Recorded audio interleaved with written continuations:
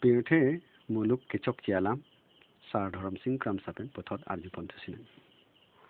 mungdelat marang pirte ara nam do an pen the parji huwa abang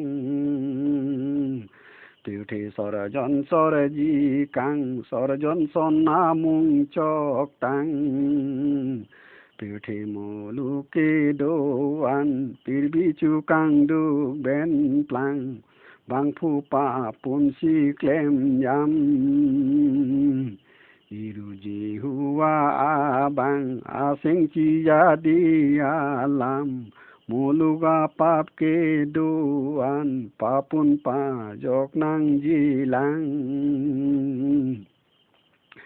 Siruji huwa abang nang toy Jisu Krista phan papun pa jog ji phan nasiaron nang ke than ke ching baptize nang ji lang adun hokum ke alam masi kroi dun the ga bang lasi kare jong jog ji lang ilimuluke doan karjong ke jog ji phan bang phuta bor idun lo nang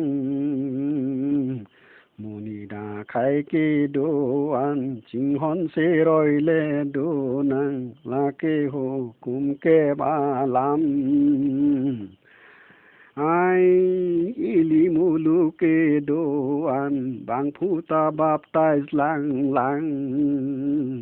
ranam hukum kep alam kroi thek muluk na sam phan bang phu pa pun si klem yam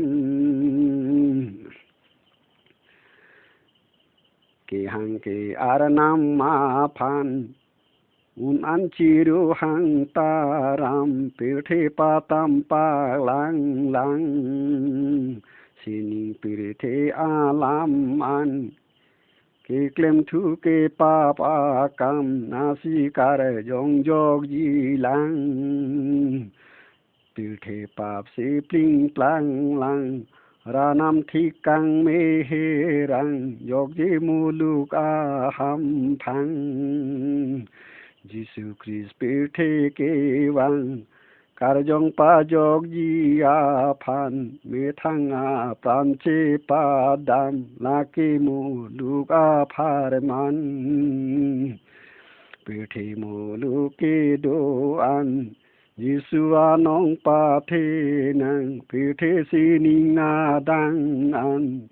Jisu nong me pa do nang Khoi nang ji Jisu alam karjong ke jog ji phan